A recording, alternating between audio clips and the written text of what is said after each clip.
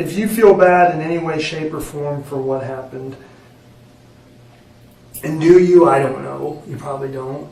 And maybe it's not so important. The pale yellow light bathed the interrogation room in a tense stillness. Every table and chair seemed swallowed by silence. Ioannis felt pressure pressing down, as if a storm of consequences had begun. Hey, come on in. Have a seat. Takanis. Hello. Hakala. I heard you were Greek. I've been saying that all day. Yes, I am. How you doing today? Jim home with Texas Rangers. I've got a bunch of things to kind of explain to you. I'm guessing you probably have about 50,000 questions right now in your mind, wondering what's going on. Would I be right with that? I don't really have any questions for you, but I do want to explain the process and kind of explain what's going on and why you're here today. I'm sure there's some curiosity there. Before we begin that, in other words, before I begin a dialogue with you, I need to read you this form, and then if you agree, then I'll kind of tell you what's going on. Like I said, I really don't have a whole lot of questions for you. More or less, I was going to tell you things. I'm probably guessing that you got a bunch of questions for me. And so if I can answer them, then I'd be more than happy to do that. You steer the boat, okay? Right? You steer the boat.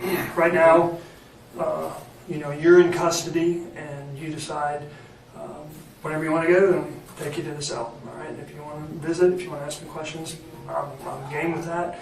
If you don't want to do that, then at the end of the day, that's your decision. But I figure for now, you probably want to ask me exactly what's going on and kind of open myself up to you, and you can ask me questions, and I'll explain what we're doing here and why we're here.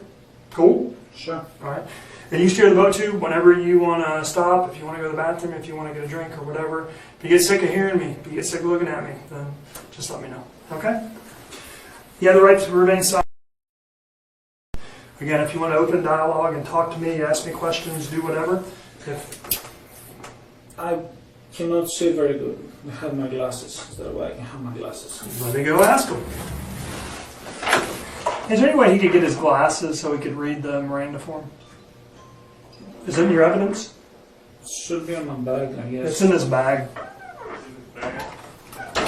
So, where are you from in Greece? I'm from Sparta. Sparta. Okay. Sparta. I had a college roommate who was from Greece. He was from Athens. He was a swimmer at University of Louisville. But I spent 3 summers in the islands. Ioannis sat motionless, eyes blurred from nearsightedness, hands shaking over the papers. Each explanation of his rights thickened the tension, warning him every choice today could decide his future. Ios, Santorini, Pyros, Crete, Mykonos. I'm trying to think. Pretty much anywhere out there I've been. You spend any time in the islands? No, when I go home, back home, I usually stay home. Yeah. How's Sparta? Nice or not? It's pretty nice. I spent 3 summers in the islands, and I've never been on the mainland.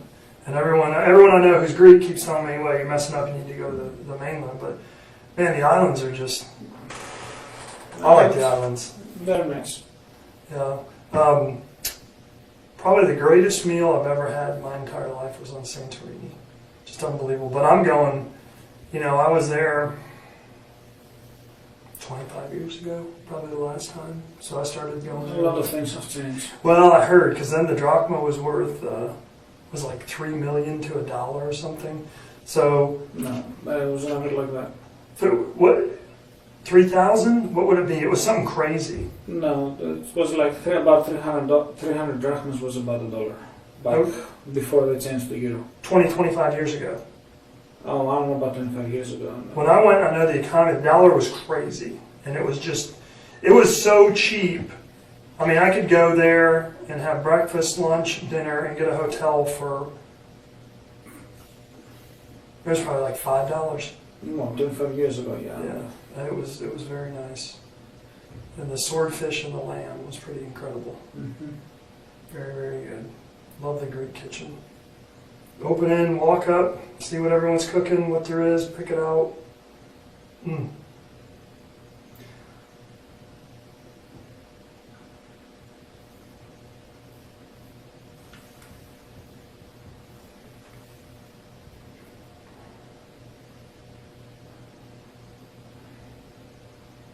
Did you cut yourself?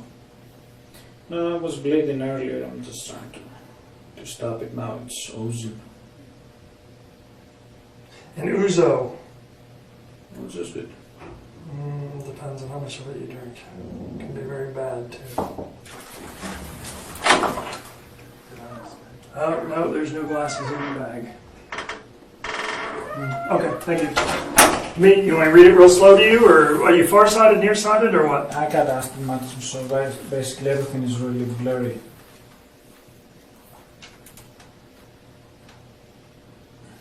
So you need to initial everywhere? If you want to open up dialogue, in other words, if you want to ask me questions, you want me to tell you things, then yeah, if you agree to that.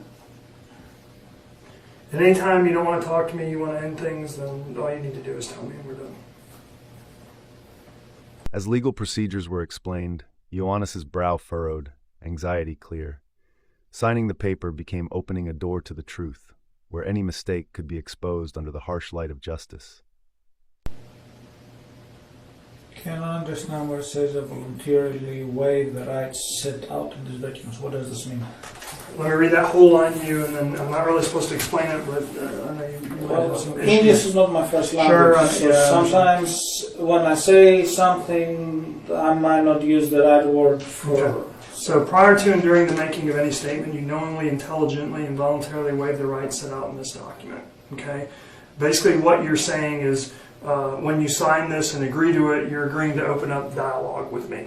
Okay? In other words, I don't have you an undergrundy. You know what an undergrundy is? No. Okay, I'm not giving you a noogie. You know what a noogie is? You know, you put something in your little brother? Yeah. All right, I'm not giving you a noogie. I'm not sticking a gun up to your head or anything like that. In other words, I'm not making you say something or sign this. So you're doing it of your own free will and fruition. So that's basically what that means.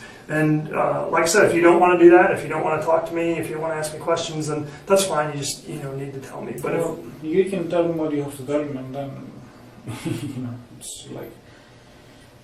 Okay, so I need to initial here, I guess. Mm-hmm. If you have to sign there and then put your name over it.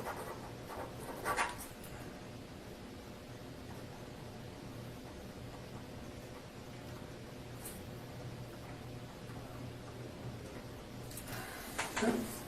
Do you need me to Yeah, you can put it, go ahead. They can't find your glasses, but they didn't take your watch. They're supposed to take your watch. You Oh, I don't want it. Oops. Okay.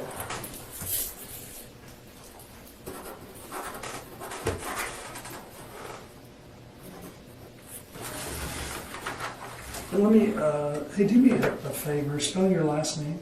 N-A-K like kite, Mm-hmm. R like Robert, I-S. And your first.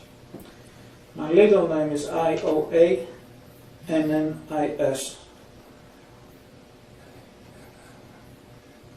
I go by John though. Okay, and what's your date of birth? 040178. The investigator described his 20-plus years handling complex and high-profile murder cases. His authority intensified the room's tension.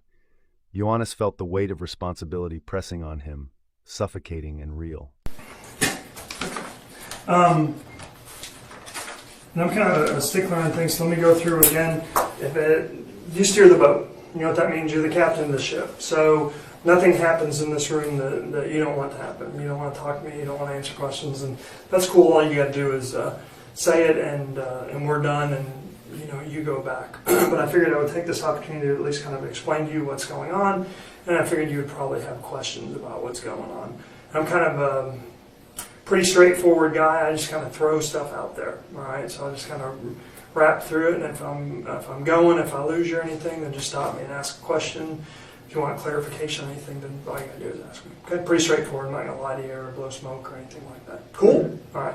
Number one, let me tell you about me. I'm Jim Holland. I'm a Texas Ranger, but I'm not just a regular Texas Ranger. Do you know what Rangers do? Not really. Okay, you met a Ranger in this case already. Yeah, somebody talked to me at the Roulette PD.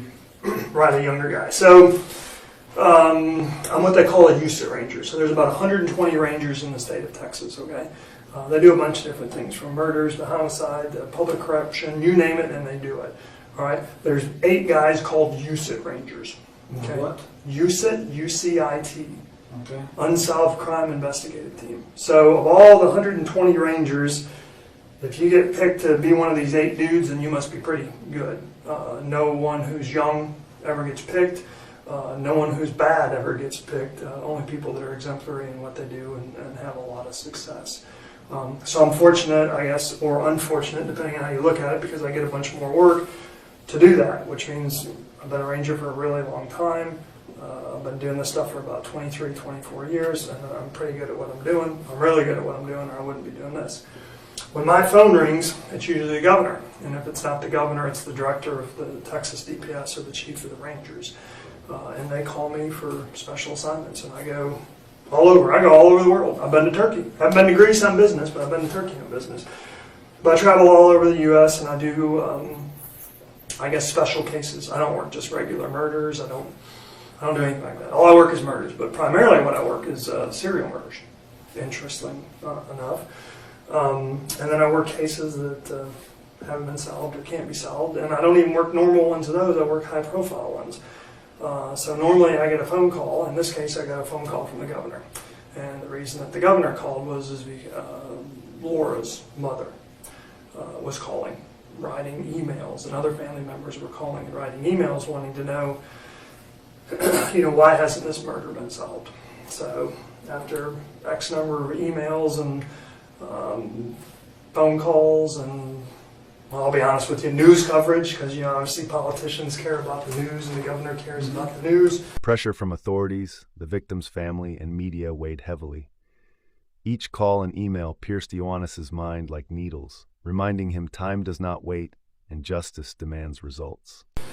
I get a phone call. He says, "Jim, I need you to go up to Dallas." I says, "Sir, go solve this." Righto. And basically what I do is I come up here and I take over. I take it and I look at it and I tear through it and I solve it.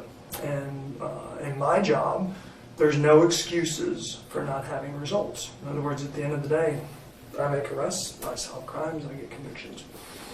If I don't do that, then I don't get to keep my job. So I'm really good at what I do. And when I get told to do it, it's usually a pretty short time frame. I don't take months or years to do things.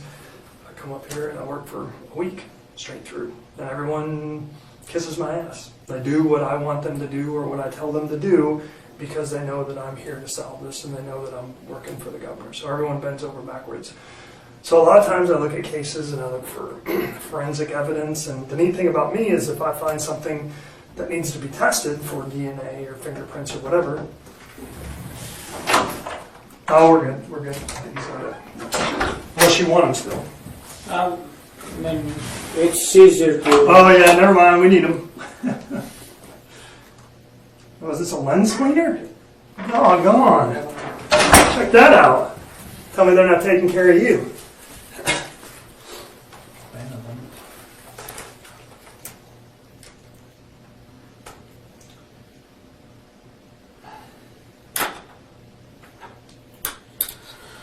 Sorry, go ahead. So basically I go back and look at forensics, look at evidence, and the things that would take 6 months or a year to review and get results on takes me an hour or two. And the forensics, whether it's cell phones or towers or the latest and greatest gizmos and gadgets in the electronic field that other people don't have at their access, I have. And I can have engineers and computer specialists and phone experts and all these different things mapping people do what I need done, usually in a matter of hours. Sometimes if it's complicated, a day or two. So I have everything that anyone could ever want at their disposal, and I'm told to go up there and go solve the case. So in this case, that's basically what I did. And I want to explain to you, if you want me to, how I got here. Sure. There's a couple problems. What do you mean? It's a couple of problems. Let me explain them to you. The case unfolded. Unreliable accomplices and disastrous choices emerged. Fear and anxiety rippled through Ioannis's gestures and expressions as if invisible walls of pressure were closing around him. So, you know James Valeda, right? None of the years, yes. I do not really have any relationship with him. Okay, and you know Mr. Trevino there, right? Yes, with him I know him several years. And you know those guys have obviously been sitting in jail here for a while. Yes. Okay, so I can kind of take a long time, or I can just cut to the chase and just lay shit out to you. Are you a pretty straightforward dude? I mean, you don't seem like an overly talkative guy. I mean, I don't know what to say. I mean, it's like, anyway, go ahead. Okay. Well, those two knuckleheads have been in jail for a long time, so let me kind of cut to the chase. So you can imagine why you're arrested. Okay? One of the reasons. Okay? I don't want to imagine. My imagination is bad. Okay. So Well, I'll get to that. Here's you, Mr. Just call me John. All right. Can I try it once? Sure. Makis? My Chris is yeah. That's the Greek, man. 3 summers did something. So let me explain some issues that we have going on. So you got Jesus and James working for you, right? Pretty good dudes. You only know Jesus James for just a little bit of time, right? Correct. I knew Jesus from before, and Jesus brought James because we needed to increase my crew there. Okay.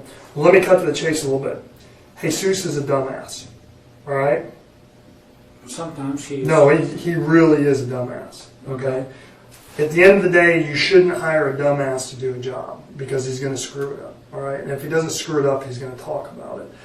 And that's what happens with him. Now, at the end of the day, I think there's a bright light for you, and I'll kind of get there and explain that to you, okay? But this is the deal. A year ago, you know this chick?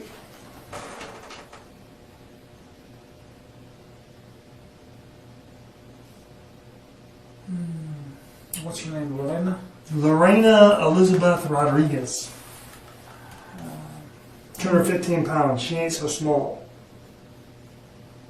I bet she weighs more than you. I'm about 250 now. Yeah, well, there you go. You guys can wear the same pants. I'm not 100% sure. Okay, well, this is the deal. Her and Jesus, main squeeze, right? What does that mean? It means that they were, at a minimum, having sex. How's that? Okay. Okay. Apparently Jesus likes Yes, big just girls. simple stuff, so I can. They were copulating. How's that? I don't know that either. Sex. I understand what you said there, what Liz had Oh, said. okay, okay. So this is the deal. Jesus is sleeping with this girl, right? Digital evidence and witness statements surfaced, revealing a complex crime web. Ioannis felt isolated under immense psychological weight, each new detail exposing his tension, fear, and helplessness. Hang on. I jumped ahead of myself. I hate it when I do that.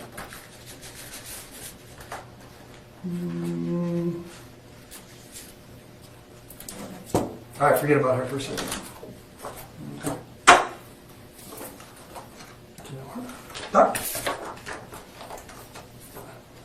No. Sometimes it's hard to make a decision. Her.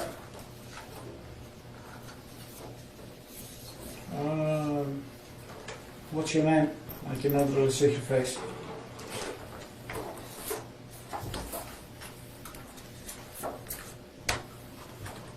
Still, I need to see your face. Or your name. Janet? Yeah, I know about Janet. Yep. So, this is the deal. When this murder goes down, Laura, your wife, fiance, sorry. Wow. A couple months later, Janet is getting interviewed and questioned and everything like that, and she comes forward. Actually, they approach her after they find this on a webpage. And this is her with a gun, which is a .40 caliber Springfield XD. The bullet that killed your wife was a .40 caliber weapon. Okay? This is Jesus's apartment, or where he was staying with the SpongeBob stuff. We went back and took some pictures. So she's kind of hanging out there with the stuff on the internet, so I'll give them their kudos when they deserve it. They go when they find her, and I have since gone back and interviewed her and spoken with her. And 6 months ago, 6 months before your wife was murdered, she claims, all right, I'm just throwing that as a claim. She comes forward and says that she was talking to Jesus, and that Jesus says that you offered to pay him money to kill Laura. And I think it was 4,000 or 9,000. The number amount is all over, from 9 to 15,000 or something. But she says this, and she says that Jesus not only told her that you hired him to kill your wife because you didn't want to get married and you wanted custody of the children. That's what she says. Come on, she's just some kind of gangbanger chick, right? Look at her. Do we believe this shit? You think she's credible? Oh, come on. You wouldn't listen to that, would you?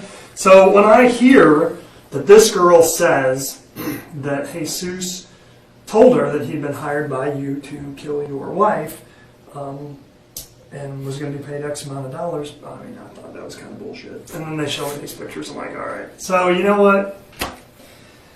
I'm going to fly to Colorado, and I'm going to go interview her myself. And I'm going to give her a polygraph. And you know what? She told me, and I believed her. And she passed the polygraph. But, look at her. Would you? So what? Right? Hold on. A chilling revelation hit Ioannis. A gang-affiliated girl claimed Jesus was hired to kill his wife. Anxiety gripped him, the shadows of Dallas streets echoing every whispered accusation. Backtrack. You said, say to me again, what did you say? You know what did she told me? I didn't understand what you just said. So, I didn't believe this. I thought, well, she's probably not credible. So I went to Colorado and I interviewed her, and I'm an expert, right? I'm supposed to be one of the best, right? Okay. 100% solvency rate in every homicide that I've ever investigated. 100%. That's why I've got the job that I have, right? I understand. So I sit down and I interview her. And there's no indications of deception. She's telling the truth. There's no indication for what? No indications of deception. She is deception. Okay. She's not lying. She's telling the truth. I'm convinced of that, just in case I give her a polygraph. And she passes that. Okay. When you say she passes that, what do you mean? I'm not. I mean, she was asked those questions when she was hooked up to a machine, and she gave the same answers, and the polygraph showed that she was telling the truth. Now, I don't really give a shit what the polygraph says, other than the fact it's just something else to prove up, right? Shows that she's being credible. Maybe people think I'm an idiot and I don't know what I'm doing. They don't really think that, but sometimes I like to imagine that, right? All right, so, but you wouldn't think much about that, about this girl jumping out there, and maybe Jesus runs his mouth or something. Well, but I know that she had issues with him. And yeah, it's not credible, right? I mean, you wouldn't buy that shit, would you? as I said, I wouldn't buy it. Doesn't mean anything, right?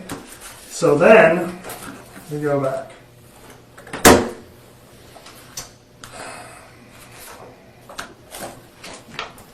I come up with big girl. So get this shit. I'm trying to. A year ago, she calls. It's not Dallas Police Department. Well, let me go back to that. We interview her. She steps forward and she says that a year ago, while she was involved with Jesus, she said that Jesus told her that you were going to pay Jesus $9,000 for killing your wife because you wanted to keep custody of the kids. I didn't have any problems with my wife. I'm just telling you what they're saying. I'm not here asking you questions. I just want to tell you what's out there. You should know what's out there, right? I mean, you want to know, don't you? Well, I mean, maybe You're under arrest? I guess you're going to tell my lawyer, so it doesn't make any difference, right? Yeah, you can tell them too. You can leave, you can do whatever. I'm just trying to explain it to you. If you want to hear it, then I will. If you want to leave, then let me know and we'll bring some. Memories of Colorado interviews and polygraphs compounded his unease. Ioannis wrestled with disbelief and dread, realizing that meticulous law enforcement now dissected his every connection. So, I would want to know. If I was accused of something, I would want want to know. I wouldn't want to know what's out there. I'm the guy to tell you. So, she says that a year ago, Jesus told her that he was going to get paid $9,000 to kill your wife because you wanted to keep the children and you didn't want to get married. Or you just wanted to keep the kids. And she goes into a little bit of detail about what he was planning to do and why it was going to happen. But, so you got another chick, right? She's She's probably some gangbanger. She's dating Jesus, right? You think she's credible? Well, Jesus was dating a lot of chicks, so... Right. So he's just running his mouth, right? I mean, she's probably just making shit up. She's coming forward after the fact. She wants to be famous. She wants to be on Entertainment Tonight, right? Yes. Okay. Kind of maybe. But the problem is she says, no, I'm not making this up. And no, I believed it. And yes, it happened. And I'm so sure of this that I called up the Dallas Police Department. And I talked to a detective and I gave him all the information. When? A year before the murder. Bullshit. And I did. I called him. I told him every single thing. I told him what I knew. I gave him John's name. I gave him the wife's name. I gave him all of Jesus' information, when he drives, about the gun, everything. I told him everything. I said, okay, well, let us look for that report. We don't find it. There's no report. She never called Dallas PD. But guess what? A day later, they find the report. Not only did she call them, and not only did they take a report, but the whole thing was recorded, right? And then they handed off to a Department of Public Safety, State Police, CID agent who works intelligence hits. And he starts looking at it. I don't know, his wife got sick and his mom died and kids had scarlet fever. For whatever reason, he didn't really do shit with it other than opened a file, ran your name, runs your wife's name, pulls up your house on Google Maps, and runs Jesus. A year before your wife dies. Now there's two people that are saying the exact same thing, and one of them is memorialized a year before your Is wife what? died. It's recorded. Okay. There's a record, there's reports, there's documents. It's not made up, it's not bullshit. How would she know this is going to happen? Two chicks. You know this dude? Yes. How do you know him? Manuel brought him to help with some work randomly. Mm-hmm. And what did he do? Whatever, just helping stuff in the houses. How long before your wife's murder? It's been a while.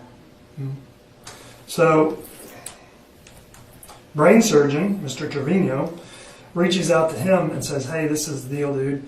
John's going to pay me $9,000 to kill his wife because he wants to keep the kids.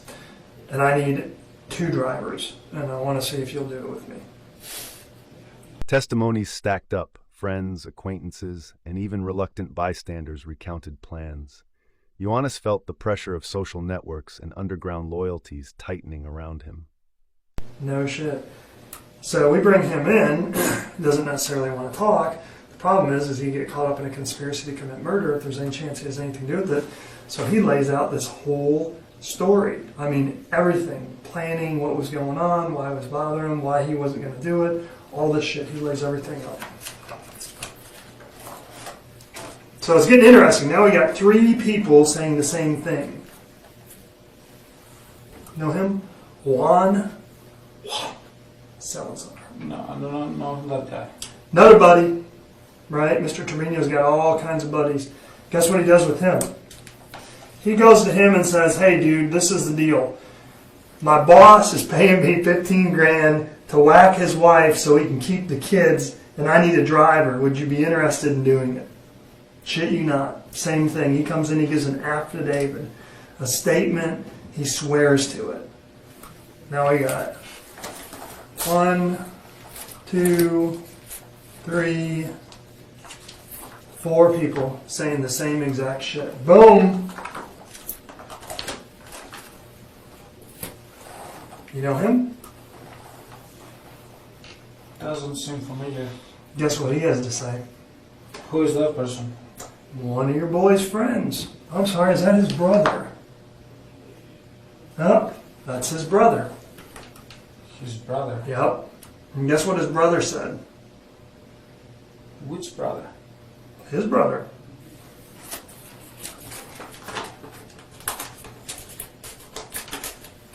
Mr. Trevino's brother. Do you know he had a brother? I know he have siblings. No, but that picture does not look any familiar at all to me. Well, guess what he says? He steps up because he gets in a bind and he's getting ready to go down on another deal and he wants to help himself out. So he reaches out and says, hey, you know that murder that Rowlett was working? Yeah. Guess what? My brother approached me. He offered me a gig to do that murder with him. We were going to get paid, I think he said he was going to get paid $4,000. I knew about everything about it. We were going to get 2 cars. We were going to get dropped off. We were going to do the hits. We were going to wipe it all out for John, his boss, because he wanted custody of the kids. But at the last minute, he cut me out. Because A, he wanted all the money, and B, because he made a statement that if there's any kids in the freaking house, he was going to kill them too. And he says that Trevino told him, if you kill any of the kids, then we're not going to get the money. And so Trevino, he says that his brother cut him out because he knew that he's kind of a hothead, and then if there was kids there and he was going to go down for it, that he would kill them. So he said, no, you can't do anything. I'm just going to take care of it. Confessions of would-be conspirators painted a dangerous map of events. Each new story magnified Ioannis's fear. The urban sprawl of Dallas, now a theater of imminent consequence. What are we up to now? I don't know. 5, 6, something like that? You know him? His face does not look very familiar to me. Guess who he What's is? his name? We're going to ask all the complicated questions. David Arredondo. Oh, I think I might have these 2 pictures mixed up. David Arredondo, no, that is Miner's brother. Mm-hmm. I know him, but his picture seems very. I think it's the first time I see that person. But So David says that, and then this guy, let me swing that back around. He comes forward. Oh, and you're probably wondering, how do we come up with all these names? what do you mean? I mean, how are we getting all these people that are coming forward and getting information from them? I mean, they're kind of gangbanger types. It's not like they're going to just jump out there That's and... your job. Well, yeah, but guess who makes it really easy? Mr. Dumbass. Because guess what he does? He's got an app on his phone to record all the conversations. Yeah, no, I'm the one who told him about this app because I use this app for my clients. I bet you know how to turn it on and turn it off, don't you? What do you mean? I mean that every phone call you make, do you record it or just the ones that you want to? It's recorded in all of them, and just when I finish usually the conversation, I just delete it. Mm-hmm. Do you think he does that, or do you think he backs it up to the cloud? What would you think? You know, I think he's a dumbass. I would You say already know the answer. He backs it up to the cloud. So every phone call that he's ever made, outgoing and incoming, is backed up to the cloud. Well, because of what I do, pretty good at what I do, right? back in the cloud. and Oh find yeah, it. do you think Rowlett thought about that shit? Nope. But you think I did? They said, yeah, he tossed his phone the day after. We don't have shit. It's all in the cloud. Guess who has all that? All these conversations. How do I know about these people? How do I know about the guns? How do I know about all this shit? Because dumbass recorded conversations with you. Recorded. A week ago, I started working this case. Within 24 hours, it was pretty much done. Presented the facts to a grand jury on Tuesday. Not for arrest, but for indictment. I'll explain that. For what? Indictment. I'll come back to it. Okay. Brother? You know what he said? Dude comes up. Getting paid $9,000 to do a hit. He needs a driver. He'll pay him $4,000. 1, 2, 3, 4, 5, 6. Is that 6 or 7? I lose track. I don't think it really matters. Doesn't. Forensic realities set in: gunshot residue, clothing, and the infamous backpack. Ioannis imagined every trace linking him to the crime, the science leaving no corner for doubt. When I say he's a dumbass, I'm dead on. Okay, but I want to keep going. I want to Sure. prove that I actually know what I'm doing. Right?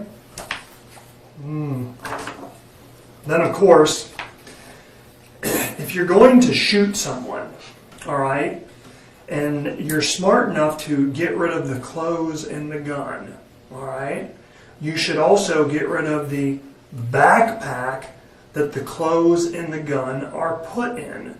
Because when you shoot someone, even though you don't see it, there's something called GSR, gunshot residue, and there's blood splatter because it's high speed. When you hit something, And even though you can't see, you watch CSI, Miami, any of those shows? Sometimes I've seen that. So when you shoot someone at close range, the splatter comes back at you. And if you're wearing a black hoodie when you do it, all right, you're going to have the victim's blood on you. Now, if you get rid of the black hoodie and the black pants and the black tennis shoes that you're wearing, it can be pretty good, right? Because you can just get rid of it. But the problem is, if you put all that shit along with the gun that has blood on it into this backpack. Do you know what the Lacard exchange principle is? That's fascinating. Lacard is this French scientist. He's an absolute genius, right? He comes up with this theory back in 1823. Same year, mind you, that the Texas Rangers came to be. And the Lacard exchange principle is fascinating. It's that when two objects touch, this table and that phone, there is an exchange. Part of that table goes onto this phone, and part of this phone goes onto that table. That makes sense, yes. Smart dude. French scientists, don't screw with the French, right? They're smart. So Lacard exchange principle, if you take the bloody black hooded sweatshirt and the black pants that you're wearing, and the gun that you shot this person with, and you stick it all in that backpack, right? And then you take out that stuff, and you take the gun, you put it in little pieces, and you dump it in one spot, and you take the clothes, and you dump it, let's say, at a job site, right? In a garbage can. You're pretty smart for doing that, right? But if you put all that shit in this backpack, because of the Lacard exchange principle, then there's a transfer of evidence. So where do you think this backpack was found? I don't know, I'm trying to see the around what. It was found in James's motel room. Okay? Okay. And who do you think James said this backpack belonged to? DNA evidence loomed like an unyielding judge. Each match from backpacks and weapons pressed Ioannis further into panic, a tangible connection to what he hoped never happened. Jesus! Yes. Right? And who do you think that all these other knuckleheads, 7, said this backpack belonged to? From where it's going, I'm guessing Jesus! He's the dumbass, right? And what do you think they said that Jesus always kept in that backpack? His .40 gat.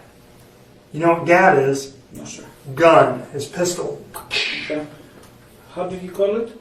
A gat? You never heard that? It's like gangster shit, man. Gangster. I'm Come not on. in any gangster stuff. Mr. Trevino, he wants to be a gangster. His problem is he's not. He's in kind of a bind right now, and I'll explain that to you. He's got this thing. He likes to tell people that he's part of Mexican gangs that work for drug cartels, but he's really not.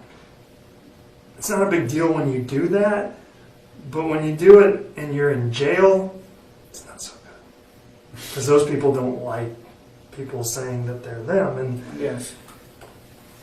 you know, they're in a Mexican drug cartel gang for a reason, right? And if you're not and you're saying that shit, they take that stuff personal.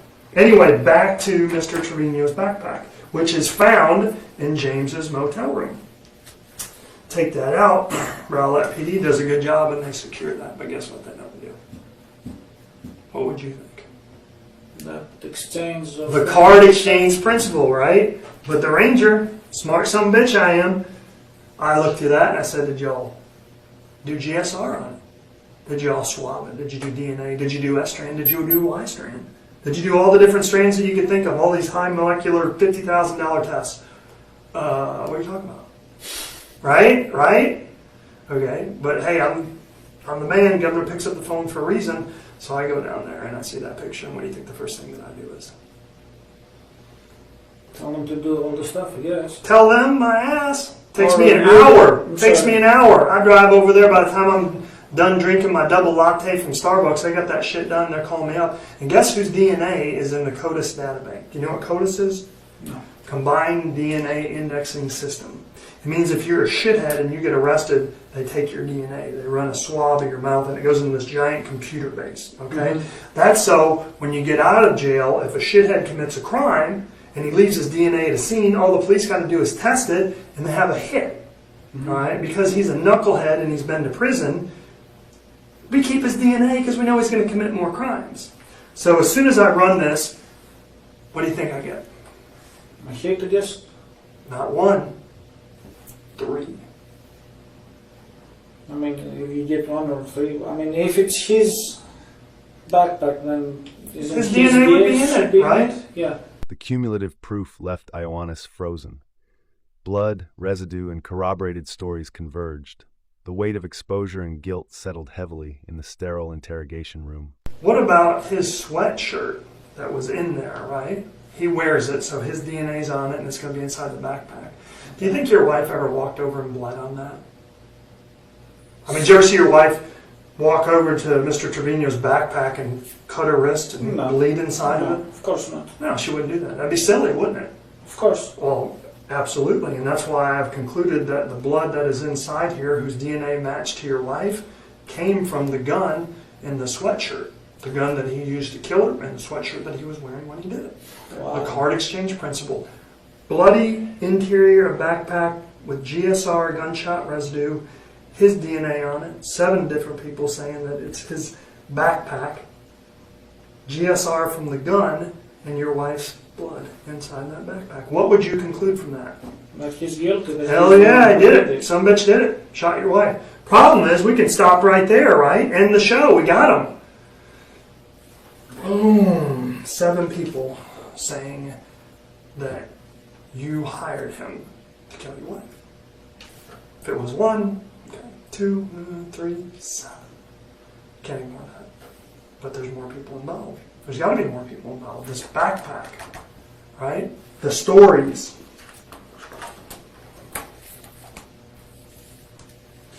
Your cell phone, okay? Another piece of advice. If you're going to tell someone to go kill someone else, all right, tell them to turn off their cell phone and wrap it in aluminum foil. No shit, right? Why? Because do you have to be on your cell phone for it to be tracked? What do you mean? I mean, No, I didn't understand your question or your statement. if you have a cell phone, do you have to be talking on it for me, the police, Big Brother, to know where you are? I don't think so. Nope. It's probably you can track it at any time without me being on it. Unless it's wrapped in aluminum foil. Okay. Pretty smart. That's the only thing that'll cut the signal off from the tower. But when you look at your phone, you see the bars, the tower bars, you know what I'm talking about? Yes. Like a 1, 2, 3. We use those, tower strength, signal strength, with a trajectory from the tower. In other words, if you're standing right here and the tower is right here, you're an engineer, you went to 2 extra years after high school, right? To be a civil engineer? Mm-hmm. Okay. Then you know about trajectory and angles. Yes. Based on Don't- that signal Can strength. pinpoint your location. Exactly. And so you know what this does? It pinpoints. Can I call him dumbass? Is that okay? Is that all right with you? Because he is. So it pinpoints dumbass's signal at James's apartment, motel, sorry, there's a difference. Picking him up and then driving. Can you show me where your house is in there? Yep, that's it. You know why that X is there?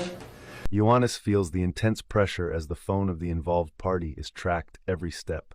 The Dallas network comes alive with coordinates, movements, and signals, revealing that the crime cannot be hidden. Because it picks him up driving to your house and at really pretty much the exact time that we feel like your wife was murdered, within a minute and a half to 3 minutes of her getting home, because he just barely beat her there.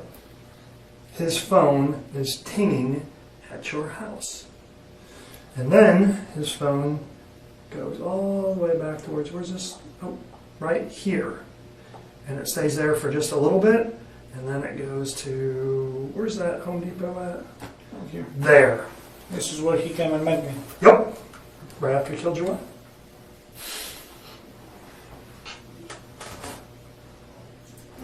So, if I know that he's at James's motel, what do you think that makes me to believe about James? That he's an accomplice somehow. Bingo! James. What do you think about him? As I said, him, I didn't really have any relationship or anything with him outside of work. Let me tell you about him. Okay? I heard that he was a sex offender after the fact. I didn't know all the stuff. He not a big, hard-time criminal. He was messing around with a girl who was 16 when he was 19. It was consensual. Other than that, he's got no criminal history. Definitely not a killer. Definitely not the dude that you want to drive. Okay? Someone who doesn't do very well in jail because he doesn't want to be here. He's very uncomfortable with it. And as soon as he finds out that Mr. Trevino there, who now has hits out, right, because he's saying... So what? People want to hurt him because he's not really in this gang that he claims to be in. Oh. So he wants to get out, all right? So as soon as he finds out that he is implicating him in this murder, then he decides to come forward. And he comes forward and he says that about 3 weeks before your wife's murder, he meets with him. He offers him a job to drive because you're going to pay him money to kill your wife because you don't want to lose custody of the kids. And he comes to work for you. I'm just telling you. Do you want to know? I figure you want to know. I don't want to know. I would want to know. I would want to know. How I'm going to lose custody of my kids when I have a very good relationship with my... Dude, whatever. I'm just telling you. It's not a question and answer time. I'm not asking you questions. I'm just telling you. I want to tell you what's out there. Okay? So as soon as he finds out that he's given him up on this murder, he comes in and he sits down and he tells a whole story about how he approached him 3 weeks ago because you were going to pay him money to kill your wife so you could keep custody of the kids, and he's going to get paid $1,000 to be the driver. Then he goes into conversation about, oh, by the way, this was all... The testimony about the murder plan 3 weeks before shocks Ioannis. He sees every detail recorded and filmed. The social context and false loyalties heighten the tension even further. You know, recorded and videoed and everything like that, and he gives an affidavit statement, and he's met with the district attorney and all that other stuff. So then he sits down and he gives a statement. And in that statement, he specifically talks about how he was part of a conversation between you and him talking about how this was going to go down. And how you three went into a room after the murder and discussed how everyone needed to shut up and keep quiet the day after the murder. But let's go forward a little bit. He also says that he was a big sissy and he wouldn't just do it. He kept dragging it out. He says that you got really, really mad about that and that you told Mr. Trevino that you need to get your shit together and knock it out because you haven't done anything to plan for the wedding. You haven't gotten a tuxedo, and now your mom's going to be coming, and he needs to get this shit done. Then he says, one-on-one, right, that while you guys are out at a dump, that you have a conversation with him, and you're talking about the murder, and is he really going to do it? And he says, no, I think he's a big sissy. And then you turn around and say, well, he was supposed to do another job for me, my ex-wife down in Georgia. Would you do a hit for $15,000? And he says, well, that's not really my deal. I don't really do that. Because he's not really a hitter. So someone who's going to do a murder shouldn't hire someone who is afraid of the sight of blood, right, to do it. And they shouldn't hire someone who's not really a shithead. He's not really a shithead. He's a pretty legitimate dude. He just has some issues, and he did something really, really stupid. You shouldn't bring him along for the ride, and then you shouldn't have a conversation with him about it. Now, you can blow off everything that he said, and you can blow off everything that he said, but the deal is these two have been separated, and they were both interviewed, and they both said exactly the same thing. All right? You paid him to have your wife killed. Now, these two, who's admitting to doing the murder, the gun, the clothes, phone conversations, everything. All right? I did it. He drove me there. That'd be one thing, but they have no reason to do that murder unless they're getting paid. And I got 7 other people saying that they paid them, and these two are completely separate, and they're telling me the exact same freaking story. And they haven't had an opportunity to get their story together. And they both tell me what was said in that bedroom the day after your wife was murdered. Okay? Now, you have choices, my friend. 2 separate witnesses tell the exact same story. Ioannis hired them to kill his wife to keep custody of the children. Legal pressure and forensic evidence close in, forcing him to confront the possibility of the death penalty. Okay? Because this looks really, really bad for you. All right? And that's why on Tuesday, this was presented to a grand jury. Do you know about the American legal system and a grand jury? I have no idea. Anyone can be arrested. Man, I could write out a probable cause affidavit that you committed murder. Okay? And I could arrest you for it. Just like that. I just, boom, and a judge signs it. Okay? But I'm guessing by now you know that I'm just not this ordinary cop, right? Mm-hmm. I'm different. I'm anal retentive. I'm ADD. I can't help it. All right? I go overboard on everything. So I grab all this shit, all my forensics, all my phone stuff, all my statements, all my you name it. I grab everything and I present it to a grand jury. When a grand jury does an indictment, all right, that means that one of two things is going to happen. You're either going to go to trial or you're going to plead guilty. Okay? On Tuesday, this was presented to a grand jury, and Tuesday I found out that the grand jury indicted you and him for capital murder. This is coming today. Okay? That means that there's no probable cause statement. That means that the grand jury issues the warrant, which means there's evidence to move forward. And at this point, you're looking at a long time in prison or the death penalty. Okay? Now, why am I telling you all this? Because I think it's right that you know everything. Okay? I think that's important. But you have a choice to make. And I'm going to tell you what the positive is. What the what? Positive? The good? Okay. Okay. I don't like him. Alright? And he's killed other people. I would like to know that this one. Okay. Well, he's killed other people. Okay. So, in the United States, when you kill 3 or more people, do you know what you're called? A serial murderer. This wannabe has actually killed 2 other people. That means that he's killed 3 people total. Alright? Which makes him a serial murderer. And a serial murderer needs to go to death row and die. He just never ever needs to get out. Now, John, I know that you're kind of foreign to this country, and I know that I'm throwing a lot at you. But I'm going to give you an opportunity today. And it's really important that you understand this, because I don't want to lie to you, and I don't want you to misunderstand anything that I'm saying. Okay? I'm not the decision maker. I'm not the district attorney. I'm not the district judge. I'm not a grand jury. I'm none of those people. Okay? I'm a Texas Ranger. Now, granted, I'm one who answers the phone calls from the governor, right? Mm-hmm. Don't carry his bags. Just answer the phone. Do what he asks me to do. But I'm a Texas Ranger. I'm not a decision maker. Okay? Ioannis hears the ranger explain the U.S. legal system, the grand jury, and the chance of capital punishment. Fear sets in as he weighs options to mitigate consequences, facing the harsh reality. After we meet today, I'm going to go upstairs, because we're also in the Criminal Justice Center here. And I'm going to go over, I'm going to meet with the district attorney, and I'm going to tell her exactly how this interview went, and she's going to ask me a bunch of questions about it, okay? And you've got to make a decision as to what you want to do or how you want to proceed with things, okay? This country is very interesting in that if people show remorse and if they're sorry and they beg for forgiveness, all right, and they tell the truth, things tend to go better for them. If they tend not to do that, all right, then this is a death penalty case, and that's what you're looking at. And if you're not afraid to die, I understand. Really, I'm not either. But the problem is you have to sit on death row for like 12 to 15 years, and it's a really, really horrible existence, okay? And I don't think that I don't know who you are. I'm really kind of trying to figure you out, and I'm honest. I'll be brutally honest. I don't know if you're a sociopath, if you're a psychopath. And I kind of looked into it some more, and I don't think you're any of those things.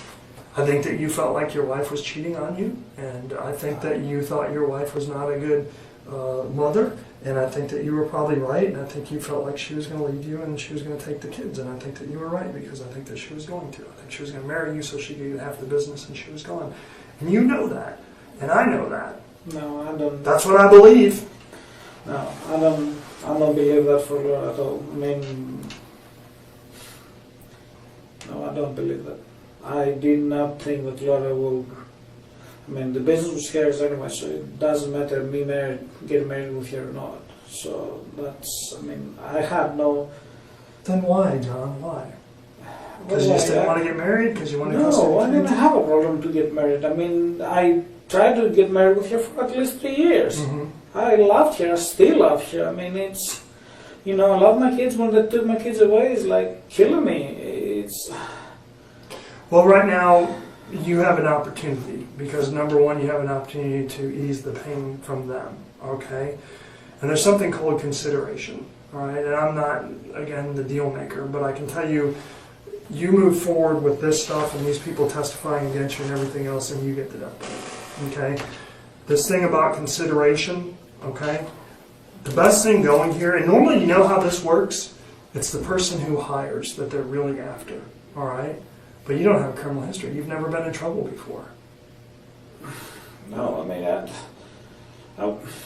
It's a pain in the ass, right? So,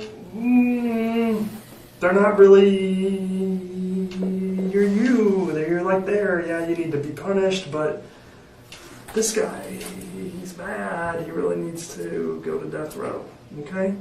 The ranger emphasizes remorse, truth, and cooperation. Ioannis realizes the only way to reduce his sentence is to be honest, apologize, and provide information about the others involved. So, at the end of the day, I think that you have an opportunity, and your opportunity is to be honest, to ask for forgiveness, all right, and to cooperate with all this, and move forward and hope for consideration. And I'm not going to sit here and lie to you. I'll tell you what's going to happen with this stuff. If you end up going to a trial, you're going to get convicted, you're going to get the death penalty, okay? Period. I don't think you want that. I don't think your children want that. I know that they wouldn't want to have to deal with that. But if you are sorry, and I don't want to put words in your mouth, but if you're sorry for what happened and the way things happened, all right, and if you want to tell that story, then I will go to the district attorney and I will tell her that you cooperated with this investigation and that you made a really, really bad mistake and that you're sorry, but that you gave up the information about these two and specifically him, which is what she wants. And I think that gives you an opportunity moving forward. I can't promise you that. I'm not going to sit here and lie to you. But I think that gives you a really, really, really good opportunity moving forward. Okay? And it's your choice. It's what you want to do, but it's not going to be presented to you again. And I know that's a lot to be thrown at you. But I think you knew this. You're not surprised with this. You knew this day was coming. I mean, you're not freaked out. You're not nervous. You're nothing. You I am nervous. I mean, it just... You know it was coming, John. You knew it was coming. Now you got to make a decision. You know what mitigation of damages is? No. It's when you screw up and you try to make the best of it. Okay? You screwed up, all right? And now you got to try to make the best of it. And let me tell you something else. Greek Orthodox? Mm-hmm. How did I know that? Christianity, all right? Americans. The district judge, the jury, the grand jury, and the district attorney are all good Christian people, because in America you really don't get elected unless you're a good Christian person, right? And what's a value that all Christians share? What's the number one rule of Christianity? Spread the word of God. Number two, you got to forgive. If you're a good Christian, you have to forgive, and it doesn't matter. I sat down one time, Catholic, right? I've got some Roman Catholic, some Greek Orthodox. I got a cousin who married from Chicago, a guy who's Greek Orthodox. Same thing, they just kind of left the boat, right? Yeah. Same thing. So, what's the difference between a good person and a bad person? Does Mother Teresa make mistakes? Everybody makes mistakes. I don't care who it is. Pope makes mistakes, right? Hmm? Pope makes mistakes. Well, I'm sure he does. What's the difference between a good person and a bad person? The ranger explains how offenders can be considered for leniency if they show remorse, while stubborn ones face execution. Ioannis feels his heartbeat quicken, the interrogation room lights pressing him into despair. A good person makes a mistake, and they say that they're sorry, and they ask for forgiveness and redemption, and they move on down the road. A bad person, he makes a mistake, he just keeps moving down the road. He never says he's sorry. He never asks for forgiveness. He never asks for redemption. Do you want to know who gets the death penalty? Those people. I put a lot of people on death row, and there's a bunch of people sitting there right now because of me. And people ask me, how do you do that? How do you sleep at night? Let me tell you how I sleep at night. Just do your job. That's about it. Number one, I didn't kill anyone. Okay? All right? Number two, I give everyone choices, and I'm legitimate with everyone. Good Catholic boy. All right? I can't lie to you. You know, I'd turn blue or something. You know, I have to go 50 Hail Marys and a couple Our Fathers. It's against my beliefs. I'm honest, and I give you options, and I let you make choices. And at the end of the day, it's all about choices, John. All right? And you have a choice today, and you make a decision. And when I go to bed, and I tell my son this, when you go to bed at night and you lay your head down, you should be able to sleep with a clear conscience. If you did something wrong, you pray to God and you ask for forgiveness and you try to do the right thing the next day. You make amends for your mistakes, all right? I sleep at night because I give people the opportunities. Because the people that end up on death row because they made that choice. Not because they killed someone, not because they had someone kill someone, but because they made the choice not to cooperate and not to ask for forgiveness and not to say that they're sorry. Because when you go in front of that jury and you go in front of that district judge and you go in front of that district attorney and you step up there and you don't tell them that you're sorry for what you did, they're going to think you're a son of a bitch and they're going to want you to die. And that's just the way it is. How does this work out? It's A to Z, man. You know, A is walking out the door and Z is the death penalty. Do you walk out the door? Hell no. I'm not going to lie to you. Anywhere between A and Z is good for you. It's called damage mitigation. In other words, if you can provide information against them and the DA looks at it and offers you some type of deal down the road, then I think that's a good thing. And I think that's your only hope in life. The problem is you got 3 different suitors to that deal, right? What? 3 different people. There's 3 people. Everyone's going to point fingers, all right? They already have. So if you make a decision, if you want to say you're sorry, if you want to talk about this thing, if you want to talk about how he killed your wife, how you paid him to do that, how that went down, then I will take that to the district attorney and I will talk to her and I will let her know that A, you told me that you were sorry, and that B, you're cooperating with the investigation. And what does that do for you? I think hopefully that takes the death penalty away. The officer explains the right to have an attorney before continuing the interrogation. Ioannis is emphasized that this is his choice, controlling his self-protection during the investigation. So, can I talk to my attorney You can before? do anything you want. If you want your attorney right now, you can tell me, I want my attorney right now and I don't want to talk to you. But that's up to you. You control these things, okay? But I'm not going to come back and talk to you. I don't know how this thing works. I don't know how the legislation works. I don't know anything about the legal system in the United States works. And this is where I would like to talk to somebody Okay, and let me explain something real quick, all right? about this, because I really don't. Okay, let me explain something real quick. There's a couple different things you can do right now, okay? You can completely turn me off forever. In other words, I'm never going to come back and talk to you again by telling me, Ranger, I would like to talk to my attorney and I don't want to talk to you anymore, and then I'm never, ever going to come back and talk to you again. I'm done, okay? And that's your right, and you can do that right now if you choose to. You can say, I would like to take a break, maybe we could talk later. I would like to go back to my cell or be booked in and maybe we can talk later. You can say, I never ever want to see you again. That's your choice. But once you shut that door is shut forever. And I want you to make sure that you're aware of that, okay? Because the opportunity that's right here, and it's your choice. If you want your attorney, if you want to end it, then I walk out this door right now and that's all you have to say and it's done. And I think that, again, I need to talk to the attorney, and because I'm like, okay, and then, tell him all the stuff that he told me, and, it's like, I'm not saying that, I don't know what.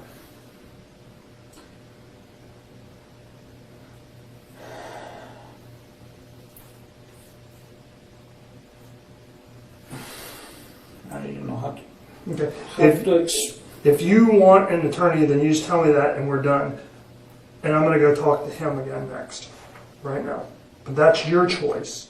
If you want an attorney, then you need to tell me that, though. You need to say, I want my attorney, I don't want to talk to you right now. If you want to just end the interview, you can say, I want to end the interview.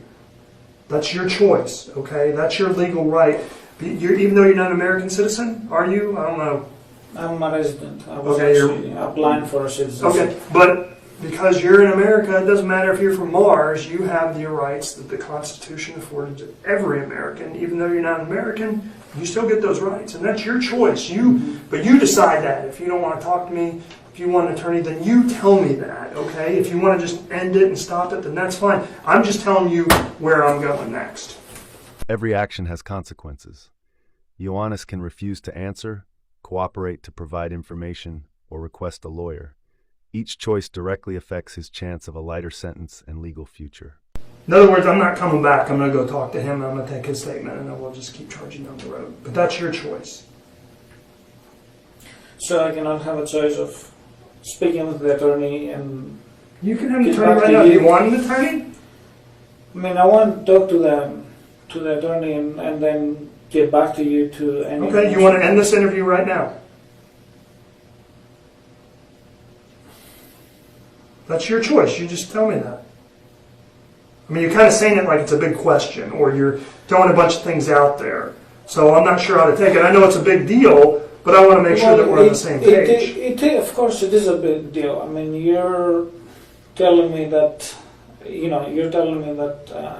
basically admitting that I hired him to do the murder. That's what you're telling me. Am I telling you to admit that? No, I already know that you did that. I'm giving you an opportunity to tell the truth and come forward and to ask for some type of consideration for doing the right thing and for helping me to make sure that this guy goes to death row. That's what I'm talking about. There's not a question of if you did this or you didn't do that. I already know the answer to it. I already know that you hired him. I know that he drove. I know that he's an idiot. I know that he pulled the trigger. Okay? I already know those things. It's not a question. All right? I'm not asking you questions. Did you do that? I already know the answer to that. The question is, what do you want to do? If you want your attorney, then we'll end it right now. That's your choice. If you want to provide information and try to help yourself out, then we can do that too. It's up to you. I don't need you to do that. Okay? This case is done. When I say I know what happened, I know what happened.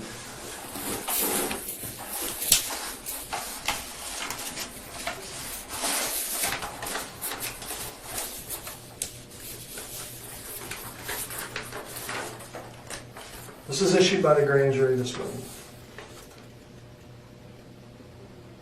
I'm sorry, it was issued by them Tuesday and issued by the clerk this morning. That is your indictment for capital murder. I'm sorry.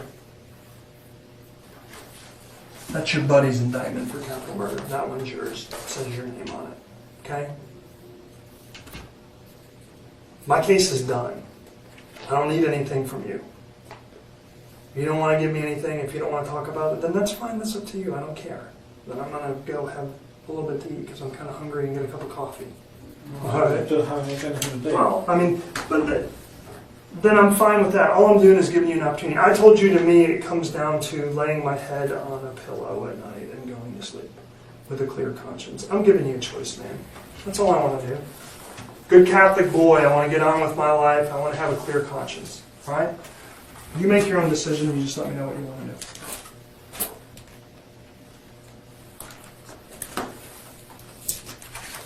The officer stresses the only opportunity to show remorse, cooperate, provide information, and demonstrate guilt. This is a critical step for Ioannis to mitigate serious legal consequences for himself.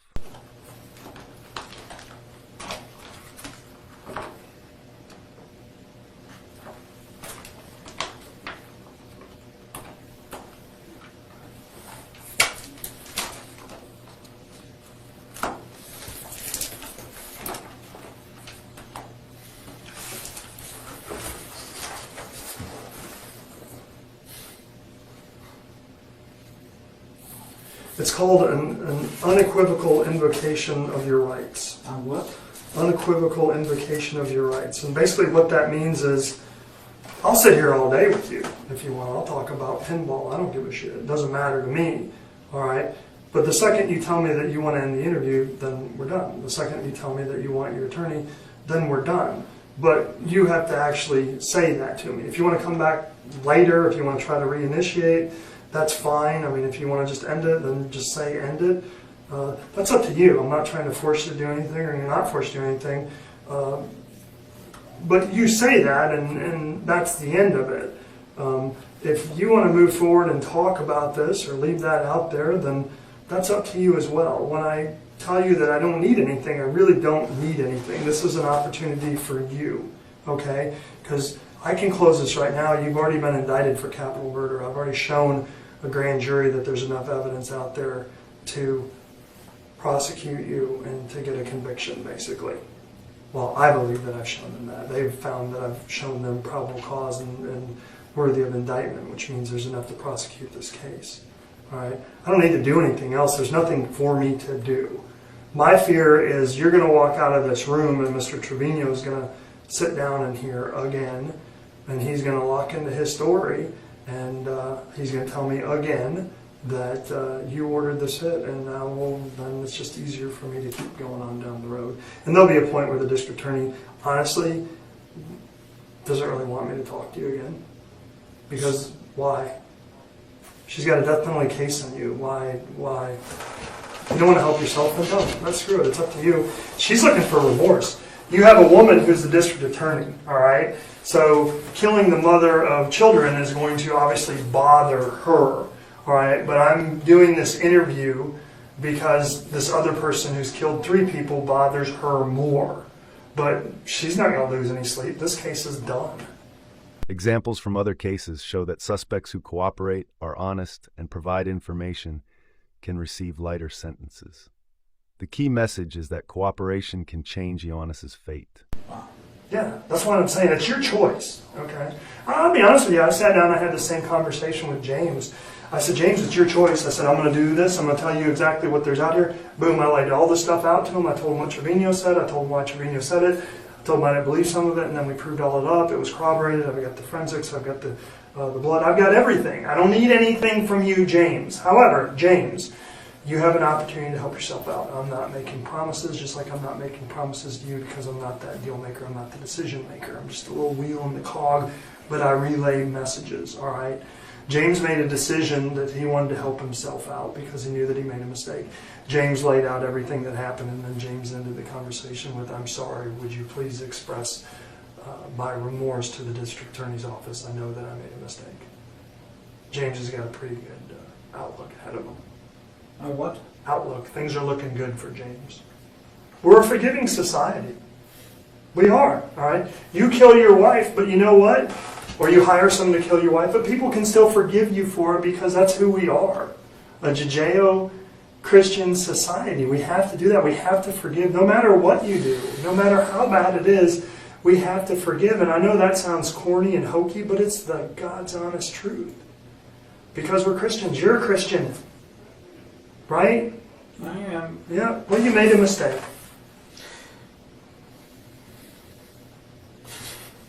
You did. I mean, now it's damage control time, man. It's mitigation. If you don't give a shit and you want to go to death row, then go. Knock yourself out. I'm not going to lose any sleep over it. It's a bad deal.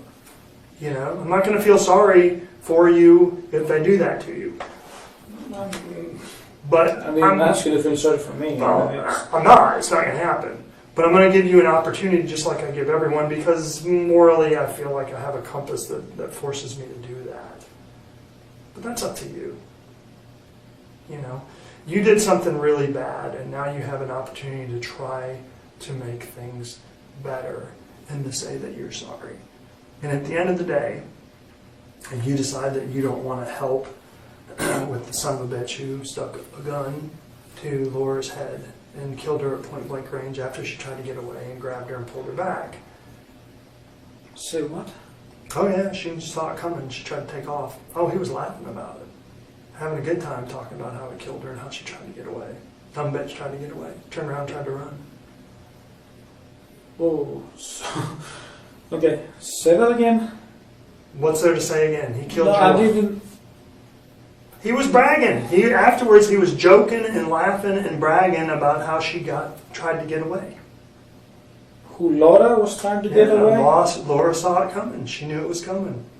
She starts trying to take off in her bare feet or socks or whatever, and slipped a little bit, and he grabbed her and spun her around. And Genuine remorse is emphasized. It not only helps reduce sentencing, but also allows Ioannis to understand the consequences, take responsibility, and acknowledge the impact on the victim. you know, if you feel bad in any way, shape, or form for what happened,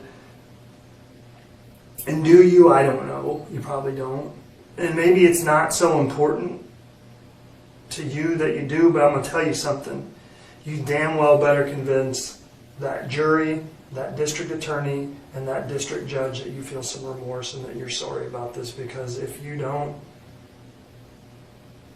I'm going to tell you what's going to happen to you. They're going to kill your ass. You're going to sit on death row for 12 years in a little 8x10 cell, and you're going to be absolutely miserable, and then they're going to kill your ass.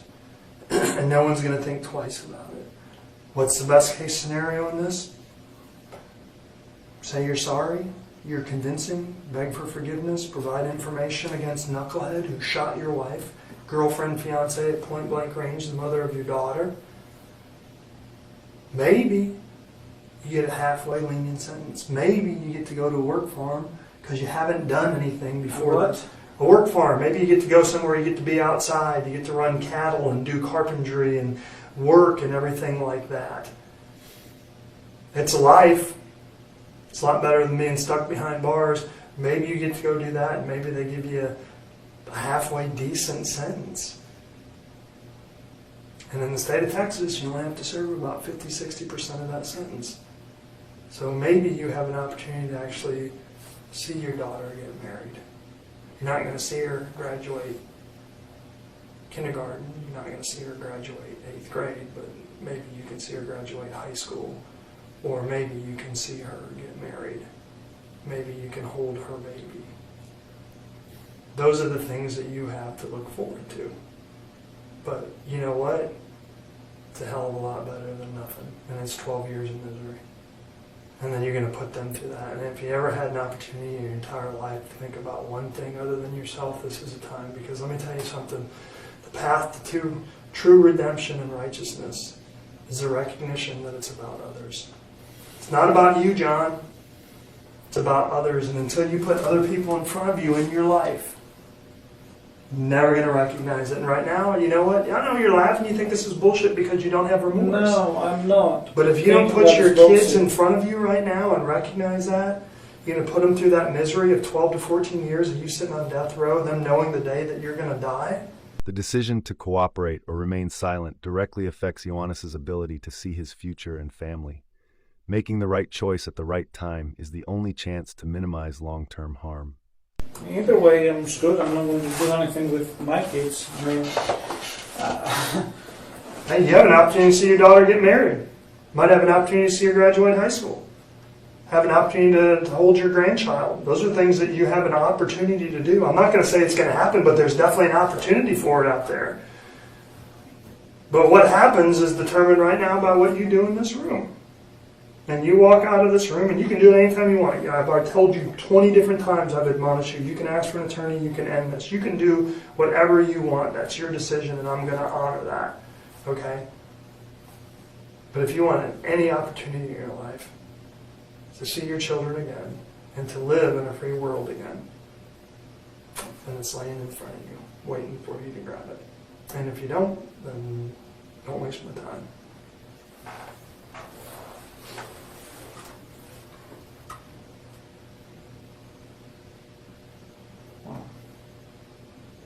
You need to convince those people that you feel some remorse, John.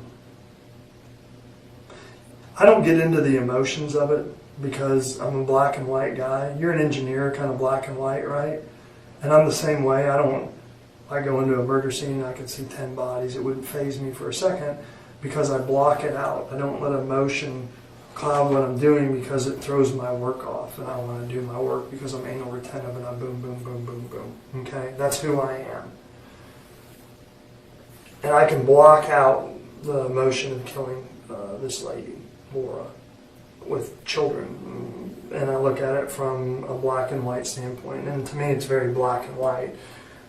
You can tell us you're sorry and provide information and hope for the best, or you can tell me to go pound sand and you can go off to Huntsville and they're going to stick a needle in your arm in 12 to 14 years and you're going to die.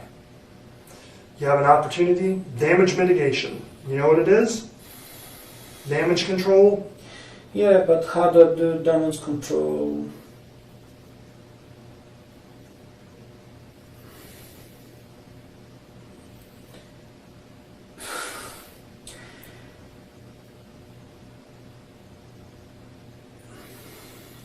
I'm trying to.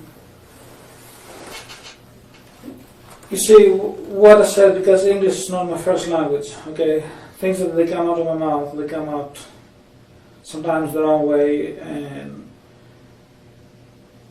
getting incriminated against me, or being very easy to be twisted. There's not a whole lot of twisted here, John. No, I'm not talking about. I'm not talking about what you saw me. All right. Okay. The interrogation focuses on awareness of consequences. Putting others' interests above his own is the first step for Ioannis to salvage the situation and show genuine remorse before the law. I'm pretty sure you did before. If you bring it and some else stuff, you've done your due diligence. I have, thank you. Okay. So that's not what I'm guessing, or I'm saying, or I don't know, however you want to call it. You know what I mean? And that's not what I'm saying. I'm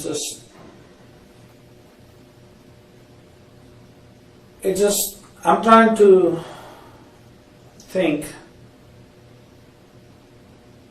if I say something to come out the way that I actually mean it, then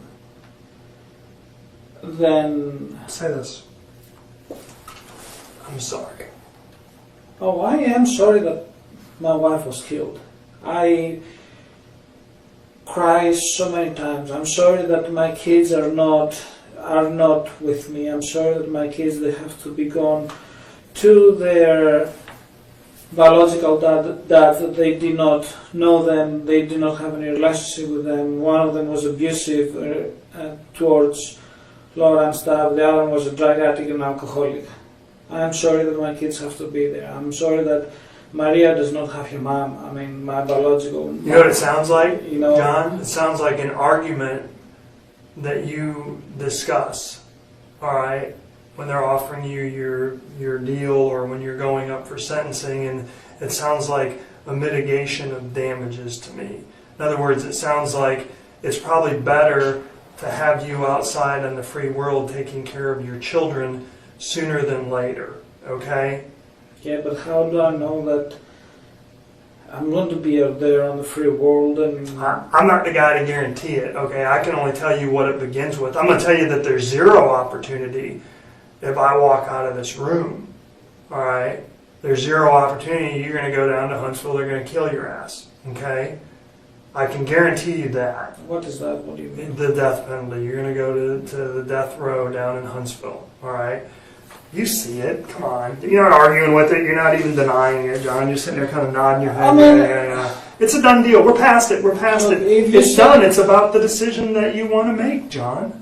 There's no arguing this. I don't want to argue with it. I don't really want to discuss it with you. I just told you what I have because I think it's fair that you should know everything that's stacked up against you. And I think more than anything, what I wanted to tell you is I want you to know how much of a dumbass Trevino was, because if anything, it should motivate you to help make sure that he gets the death penalty. Right? He screwed you over. You go to hire the dumbass, and he tells 7 different people that you want him to kill your wife because you want custody of the children. He tells 7 different people that how much money you're offering. But I didn't hire the dumbass. That's my problem. Ioannis, remember, if you once wanted someone to harm your wife and then changed your mind, that could be a mitigating circumstance.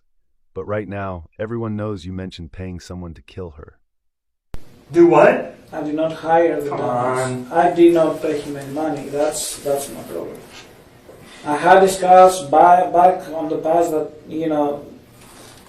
that I had problems with a lot of, but then afterwards, especially once he said yes to the wedding and yes to all the stuff. So you're saying that you told him in the past to kill her, and then he changed your mind and No, still I did didn't- it? I didn't. Because if you did, hey, that's mitigation of circumstances there. If you arranged for him to kill her, and then you changed your mind and said don't do it, but he still wanted the money, so he did it, then that's something that needs to come out, John, because that's not what they're giving me. I didn't. If you tried to stop it and you couldn't, if you changed your mind at the end and tried to stop it, then that's a mitigation, John. But you have to say that. I can't say that. If you had a bad day and were running your mouth about, man, I want you to kill my wife for 15 grand, you kind of played with it back and forth, but you weren't real serious, and you had another bad day and you brought it up again, and you went and did it, right?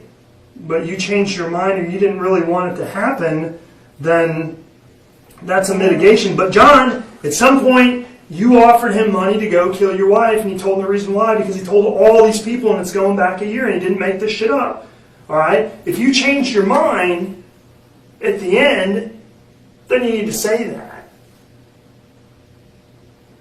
Did you change your mind at the end, John? I didn't want a lot of killed. So you changed your mind.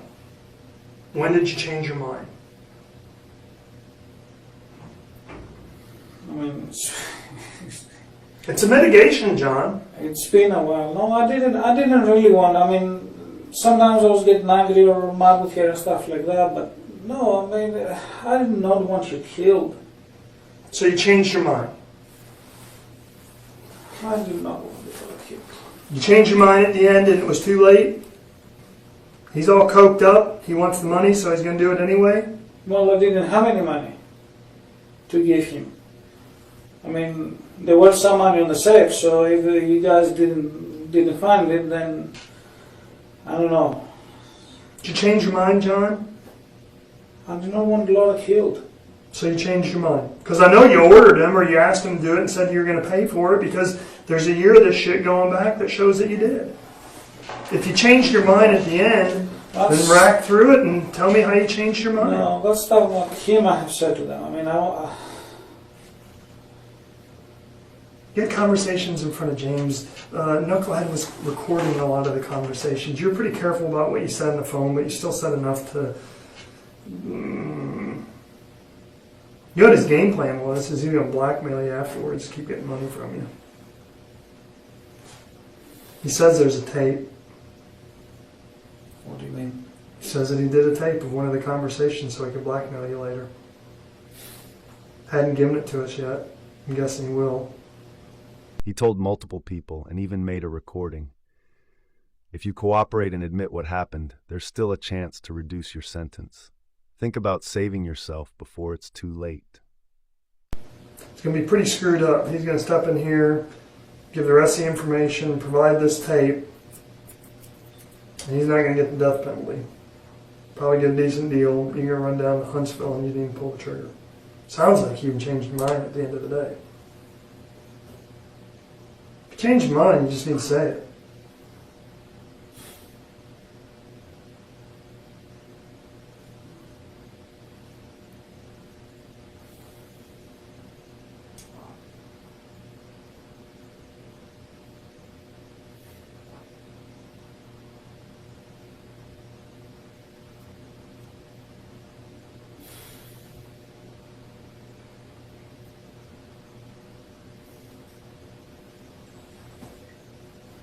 He wants a deal for the tape. So what? He wants a guarantee. He wants a deal for the tape. I don't ever have to get that tape. I'd be a lot happier to send his ass down to Huntsville. Say that again? I would be much happier just to send him down to death row. He can go wherever he wants. Well, it's not where he wants. Oh.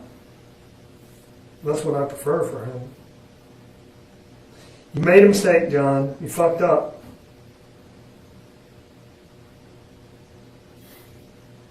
You did. Now you just need to make the best of it. I know that sounds stupid, but I'll tell you what. How old are you now? What, 38, 40, something like that? 38. 38 years old, John. How long do you think you're going to live?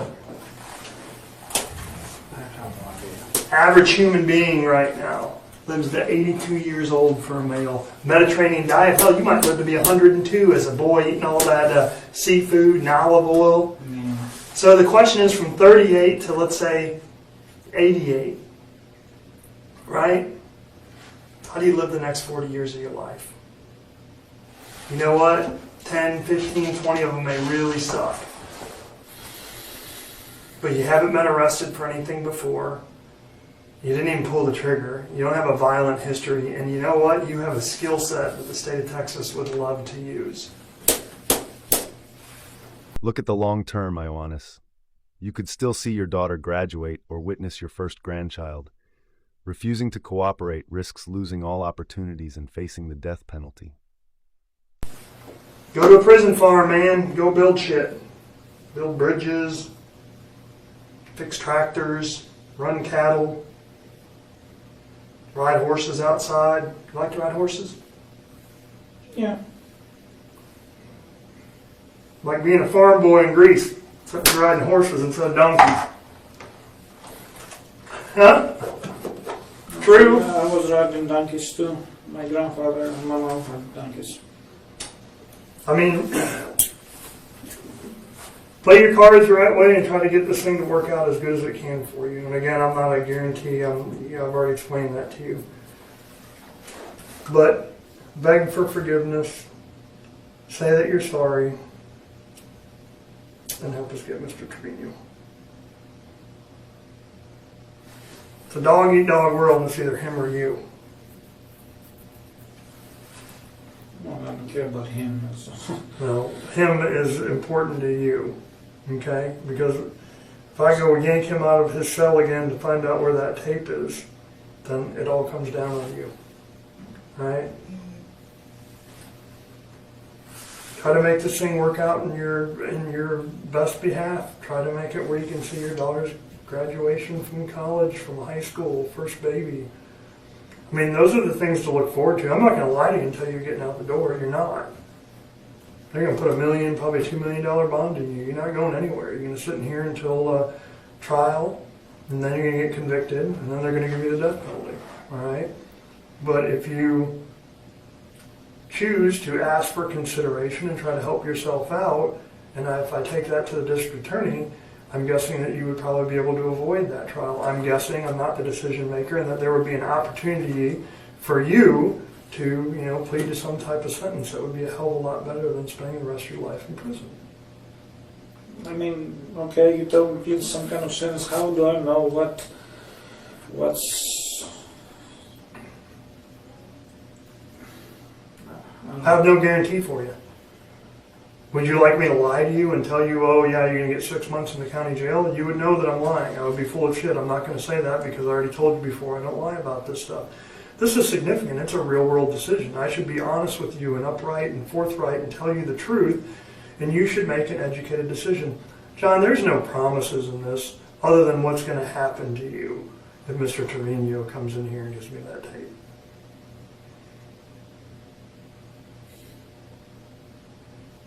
Okay. Can I have some water or something to drink? What do you want, a bottle? I don't care what. Is there any way to get a bottle of water if you could ask those guys? Thanks, sir. On the other hand, if you cooperate, providing information against Trino, you might avoid the death penalty and be considered for a reduced sentence. This is a one-time opportunity, not guaranteed, but crucial. Can you take me just over there and give me a little bit of time?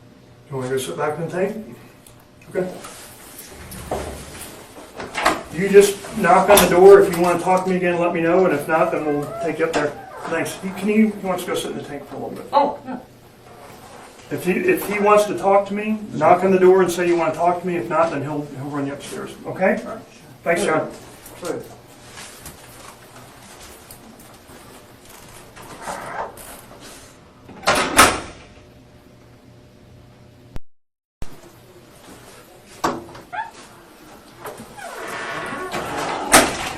I don't want Laura dead. I am sorry that Laura was killed. Okay, that's about it. We can talk if you want. There's way too many things that I don't know, and there's way too many arrangements, and I really have.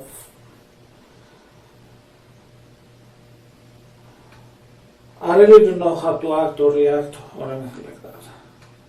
Okay, I know you cannot give me an advice of what, of anything, because of the position that you are, and I respect that.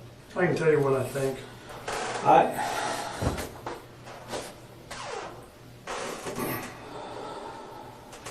This is my fear, okay? And I'll just be honest with you, okay? If your attorney was sitting in here, and you can ask for an attorney anytime you want, you can shut me down, say you don't want to talk to me, you can say that you want your attorney, and everything stops, and that's completely up to you, and I want you to understand that, okay? I'm going to be brutally honest with you, all right? If your attorney was sitting right here, he would tell you to shut up, all right? Do what? He would tell you to shut up. He would tell you do not talk to him, okay? Because that's his job, right? He doesn't want you to talk to me, okay? And I understand that. And if you want to reach out to an attorney, then knock yourself off. You can end this at any time you want. You steer the boat. You control it. I've made that very clear, okay? But this is a deal, John. Today you have an opportunity, all right? And that opportunity is not going to be here tomorrow because Mr. Trevino is coming in this room again next, and he's going to offer up that tape, all right? And I'm going to go get that tape, okay? Ioannis, your attorney would tell you to stay silent, but right now, the best chance to mitigate consequences is to work with investigators. Admit your mistakes and help justice be served. But if you want to lay this thing out, then I'm going to tell Mr. Trevino to go pound sand, and I'm going to leave him with his statement that he killed your wife and that you paid him for it, and I'm going to send him to death row where he needs to go, because that's where he needs to go. He's killed 2 other people, all right? So what would your attorney say? He would tell you to shut up, okay? But I'm going to tell you this, John.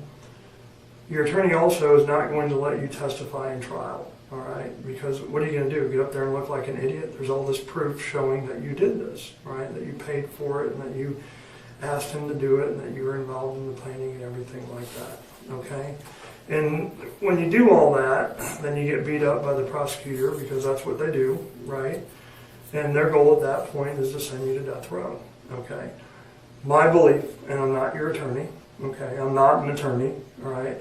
But my belief is the best opportunities that you have are right now, here and today, okay? Because if you want a chance to mitigate these damages, and again, I'm not the person who makes those decisions. I go up and tell them what was said, all right?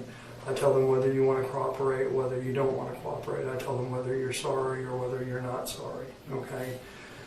But those are the people that make the decisions, all right? And down the road, if you choose to cooperate, then my guess, and I'm not the decision maker, is they turn around, they offer you some type of deal in order for your testimony, okay? Because they really want to send Mr. Trevino to death row because he committed 2 other murders and that's where he just needs to go, okay?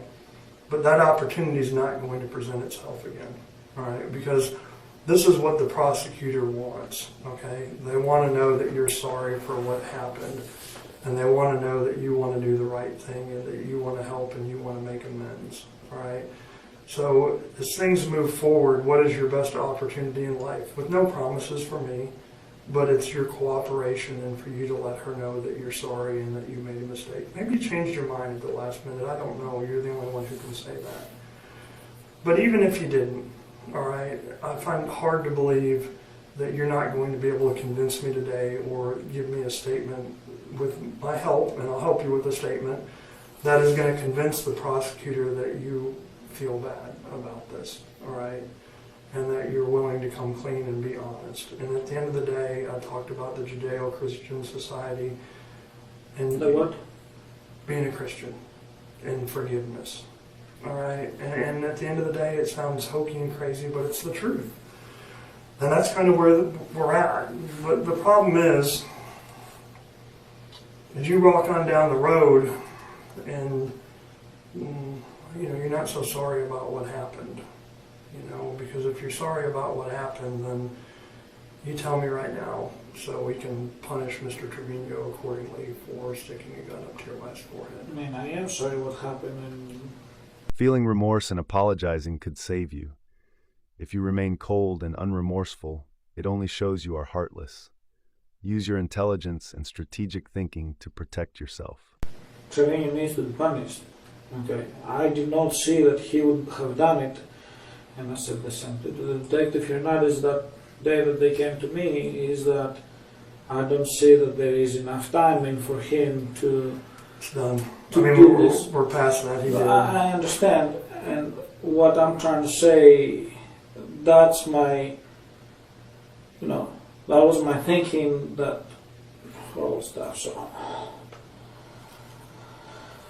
He did it, and he did it for a reason. I mean, you offered to pay him, you wanted him to do that, and if you feel sorry about that, I hope you do.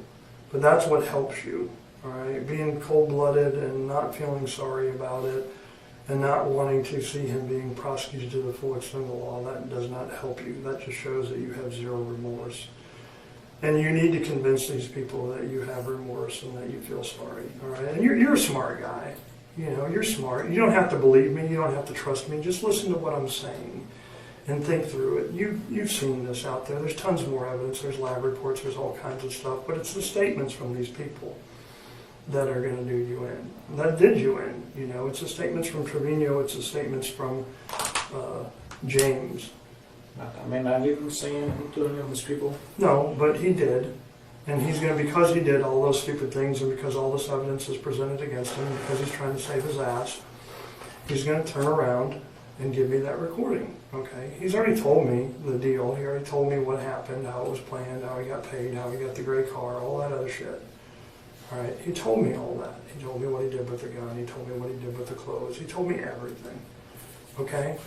But at this point, he's already confessed to it. So at this point, it's how do we move forward? Do we move forward with Mr. Trevino being on the side of the state and testifying against you so you get the death penalty? Or do we move forward with you testifying or providing information against Mr. Trevino so I don't have to talk to him again? In other words, I don't need anything to get Mr. Trevino. He's done. I don't need anything to get you. But at the end of the day, either he's going to testify against you or you're going to testify against him. Okay? I mean, that's just the way it works. He's already willing to testify against you. He's already saying these things and he has this recording, so he was going to blackmail you with it later. It's supposed to lay everything out, okay? But he's only going to do that if he gets the deal. All evidence against you is clear, from Trino's testimony to other supporting facts. You must decide, let Trino testify against you or cooperate to limit the consequences. He's given all the information, so the question is, do they turn around and let him provide this recording and have this jam-shut case against you, talking about the plan and what's going to happen and how you're going to have your wife murdered, and does he testify against you so you get the death penalty? Or do you help us out right now here today and we go after him? So it's, an egocentric world, and you do what you need to do to survive. Well, That's not. Well, you got to think about your kids, man. You got to think about your I future. am thinking about my kids because it's like, okay, so let's say I go to jail or whatever. What's going to happen to my kids? There are two older ones there with their dads or whatever. What's going to happen with Maria? That's what I'm thinking. I don't know any of this stuff. I don't know. Well, would you rather that she stop working? And would you rather that she visits you in jail and you get to write to her and talk to her on the phone every once in a while, and that you have at least an opportunity to see her graduate high school, to hold her first baby? Because that opportunity's out there. But if you don't want that, then that's up to you. it's I don't know. It's just too much for me. It's just whatever Trevino said to whoever against, I,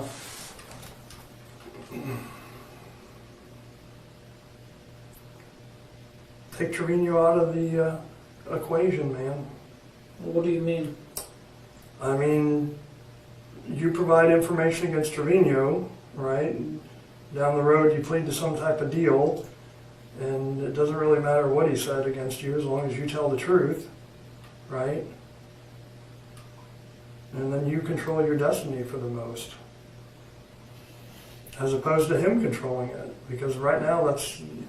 I mean, the lucky thing in this is you have a decision to make. I mean, it's a good thing that he's killed 2 other people for you. Because if he hadn't, then we wouldn't be having this conversation. If he hadn't, then we would have just booked you in and... How do you guys know that he killed 2 other people? I mean... Because one of the people who talked gave us other information about other murders, and we've confirmed that information, and he's been running his mouth. You think that your wife's murder is the first one that he ran his mouth about? No, he's an idiot. But that's your opportunity, and normally you wouldn't have that opportunity. You know, normally the way this works is the state's going to go to him and offer him some type of deal so he'll testify against you so you can get the death penalty, but you have an opportunity here. You know, they're more interested in getting him than you. So and at the same time, you have an opportunity to do the right thing, John.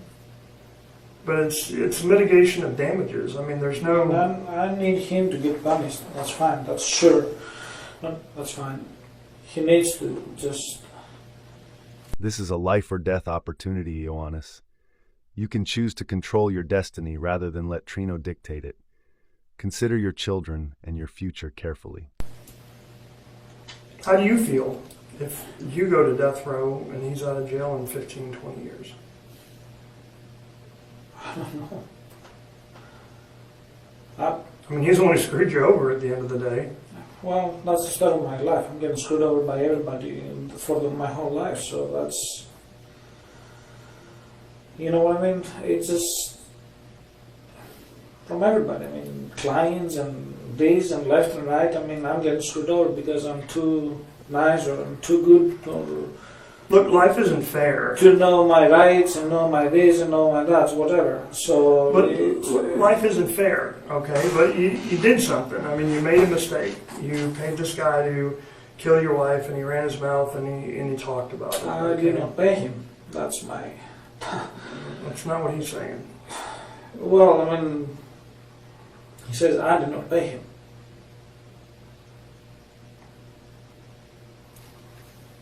I did not pay him. He had some money because he gave James $1,000.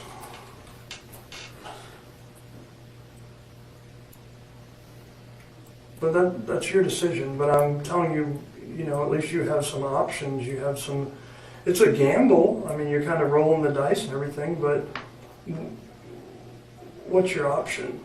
You know, what else is out there?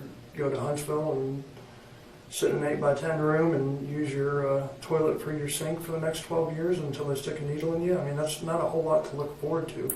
You know what? Prison sucks, but because of your record, because you're not a violent offender, because you don't have prior convictions, because you don't have a criminal history, I mean, I think it's fairly optimistic for you, and because you have a skill set that people would want, there's a really good opportunity that, you know, you could go to some work farm and not have that bad of a life. And, you know, let's say you get 30 years. Well, then you end up serving 15 as long as you don't kill someone in prison or beat someone up. Or let's say you get 20, then you serve 10. Or, I mean, you know, I don't know, but you at least have that opportunity. This is the reason why I think that I need to speak with an attorney or whatever because, I mean, if I say, for me, basically, because I did not tell Trevino or I did not give money to Manuel, okay, if I say that, oh, I gave money so I can hope for something like this, then it's like I'm incriminating myself. You understand what I'm saying? I don't know if it makes sense. That's... Well, and you say that word, you know, I think or I want, you know, I may want an attorney, and that's your decision. I mean, that's what America is. You just tell me. I mean, I think I need to speak with somebody that is a third person, that is not me and is not you, so I can see, I don't know,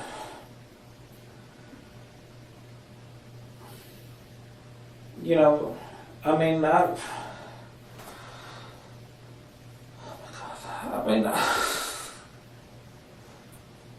haven't done anything wrong.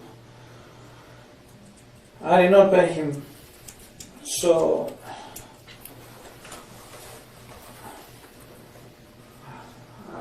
I don't know. That's the reason why I'm thinking that I need to speak with a third person attorney or something to advise me, because basically right now you're telling me incriminate yourself and say that, oh yes, you did this where I didn't. Case conclusion. Ioannis Makris, a Greek contractor, planned to kill his fiancée Laura Grillo just 8 days before their wedding. Makris was sentenced to life for first-degree murder. Trevino also got life, while Villeda received 25 years for cooperating.